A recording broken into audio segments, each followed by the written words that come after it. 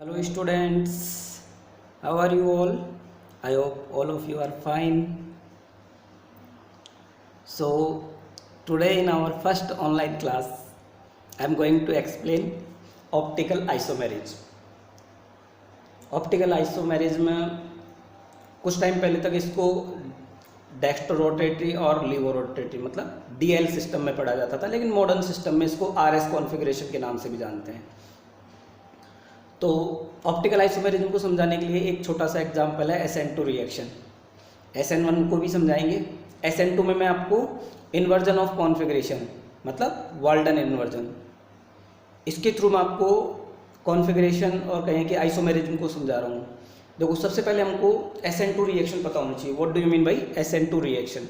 SN2 reaction is nucleophilic bimolecular substitution reaction. तो SN2 जो reaction है उसमें ऑर्डर ऑफ रिएक्शन होता है 1 डिग्री, 2 डिग्री, 3 डिग्री। तो अब 1 डिग्री को हम ले नहीं सकते ऑप्टिकल आइसोमेरिज्म के लिए, क्योंकि 1 डिग्री जो एल्किल हैलाइड होगा उसमें आप ऑप्टिकल आइसोमेरिज्म को नहीं समझा सकते, क्योंकि वहाँ पर जो कार्बन है वो किरेल कार्बन वो एब्सेंट है। लेकिन अगर 2 डिग्री एल्किल हैलाइड लिया जाए तो वहाँ पर वो आराम से समझा जा सकता है। 2 डिग्री एल्किल हैलाइड में जो कार्बन होगा वो कार्बन आप देख सकते हैं यहाँ पे किरेल कार्बन प्रेजेंट है। इसमें ये किरेल कार्बन होता है। किरेल कार्बन किस कार्बन को बोलते हैं? जिसके अंदर चारों जो वैलेंसी होती हैं वो चारों वैलेंसी डिफरेंट हो। यहाँ पे देखो Br जुड़ा है, C2H5 है, H है और CH3, चार जो वैलेंसी है चारों अलग अलग ग्रुप से जुड़ी हुई हैं। इसलिए हम क्या लेंगे? 2 डिग्री एल्किल हैलाइड। अगर ये 1 डिग्री होता तो यहाँ पे ये जो तीनों होते ये हाइड्रोजन हाइड्रोजन आ जाते तो वो डिफरेंट नहीं होते, तो उसके लिए ऑप्टिकल आइसोमेरिज्म नहीं होती। लेकिन इसमें ऑप्टिकल आइसोमेरिज्म को समझा सकते हैं। SN1 SN2 रिएक्शन हम जानते हैं अच्छे से कि SN2 रिएक्शन क्या होती है, SN1 क्या होती है। तो मैं यहाँ ऑप्टिकल आइसोमेरिज्म समझा रहा हूँ। देखो यहाँ पे जो SN2 रिएक्शन होती है न्यूक्लियोफिलिक सब्स्टिट्यूशन रिएक्शन, मतलब negative will come and negative will go, यानी कि माइनस ही आएगा और माइनस ही जाएगा। OH minus is nucleophile, nucleophile attack करेगा। लेकिन SN2 रिएक्शन में ये ध्यान रखना पड़ता है कि SN2 रिएक्शन में सामने से अटैक नहीं कर सकते। Front side attack is hindered. Because attack hindered क्यों है? क्योंकि यहाँ पर ये CH3 और C2H5 दोनों ही इस OH को रिपेल करेंगे अटैक करने के लिए, लेकिन ये वाली साइड ओपन है अटैक करने के लिए। क्यों ओपन है? क्योंकि यहाँ पर दो स्ट्रक्चर आपको ये दिख रही हैं, ये आप जानते होंगे, आपको वेज और डैश फार्मूला पता है। जो वेज फार्मूला होता है उसमें क्या होता है? व्यूवर्स की तो तरफ होता है, ये वाला जो होता है वेज होता है, और ये वाला डैश क्या होता है? बॉटम साइड, यानी कि पीछे की तरह। ये जो स्ट्रक्चर है आप जानते हैं sp3 हाइब्रिडाइज कार्बन है। तो sp3 हाइब्रिडाइज की स्ट्रक्चर आप जानते हैं टेट्राहेड्रल होती है, और टेट्राहेड्रल में 3 जो साइड होती है वो तो सामने की तरफ होती है, और एक साइड 3 साइड जो होती है वो प्लेन में होती है, और जो चौथी साइड होती है वो बॉटम में होती है। तो ये जो हाइड्रोजन है ये बॉटम का है, जिसको हम किससे रिप्रेजेंट कर रहे हैं? डैश से। तो यहाँ पर ये OH माइनस बैक साइड से अटैक करेगा। जब ये बैक साइड से अटैक करेगा तो एक स्टेट जो ऑब्जर्व होती है वो क्या होती है? Transition state. इस ट्रांजिशन स्टेट में क्या होगा बेटा कि जो ये कार्बन है इसमें डायरेक्ट अटैक होते ही Br नहीं होगा, पहले एक ट्रांजिशन स्टेट बनती है जिसमें Br लीविंग होगा और OH उसमें कनेक्टिंग होगा। तो एक स्टेट बनती है जो ट्रांजिशन स्टेट के नाम से जानी जाती है, जिसमें ट्राइगोनल बाइपिरामिडल स्ट्रक्चर बनती है। इस स्ट्रक्चर में जब अटैक होगा कुछ टाइम के लिए ये स्ट्रक्चर स्टेबल होती है, ठीक है। फिर उसके बाद में Br अलग होता है और OH इसमें कनेक्ट होता है, और नई स्ट्रक्चर क्या बनती है जो आपको वो दिख रही है। इसमें क्या है कि जो CH3 है, C2H5 है, H और OH है, इसमें एक चेंज आ जाता है स्ट्रक्चर में। और वो चेंज क्या है कि यहाँ पर ये जो Br है यहाँ से अटैक, लेकिन यहाँ पर OH माइनस अटैक नहीं करता है, OH माइनस चल जाता है पीछे की तरफ, और जो अभी स्ट्रक्चर मिली है वो मिरर इमेज बनेगी। कैसी बनेगी? Mirror image. और मिरर इमेज कभी भी सुपर इम्पोज नहीं होती है।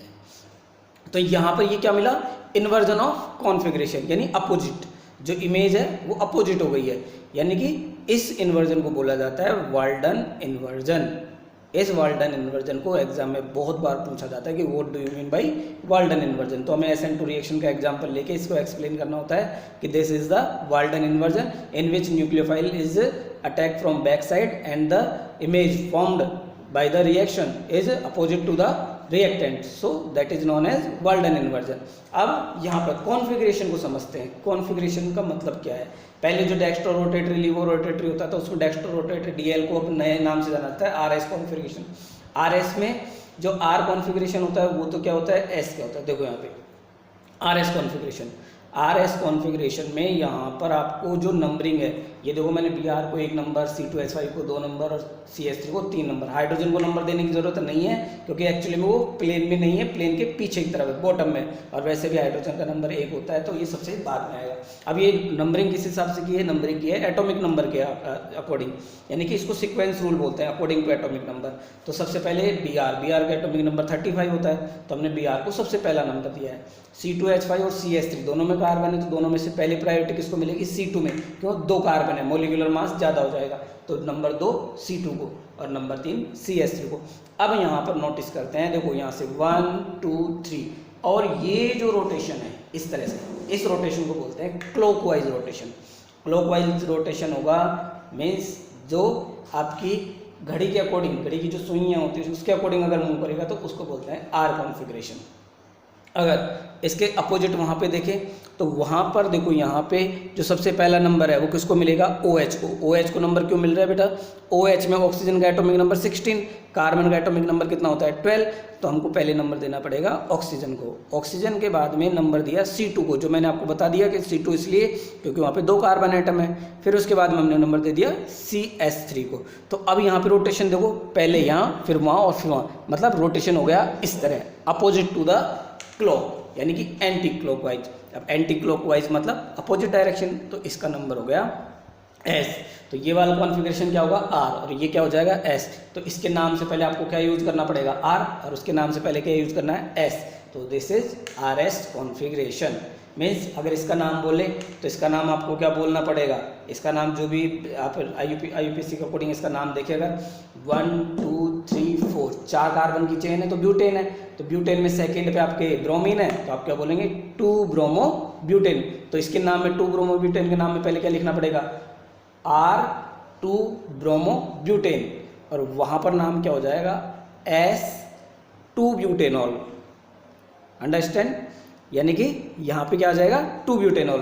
तो this type of configuration it is called inversion. So here rate of reaction, how can we decide the rate of reaction? Rate of reaction बड़ा आसान तरीका है, rate is directly proportional to the reactant. यहाँ पे कितने reactant दिख रहे हैं? 2, एक रिएक्टेंट ये रहा, एक रिएक्टेंट ये रहा, इसलिए ये रिएक्टेंट और ये रिएक्टेंट दोनों मिलके इनकी जो ऑर्डर ऑफ रिएक्शन है उसको जो पावर है उसको कितने हैं? एक एक है, तो उनकी पावर को हमने ऐड किया तो नंबर आता है 2। So the SN2 reaction is second order reaction, तो ये रेट ऑफ रिएक्शन डिसाइड कर देगी। तो इस तरह से आप SN2 रिएक्शन में इस चीज़ को समझ सकते हैं। I hope you understood. Okay.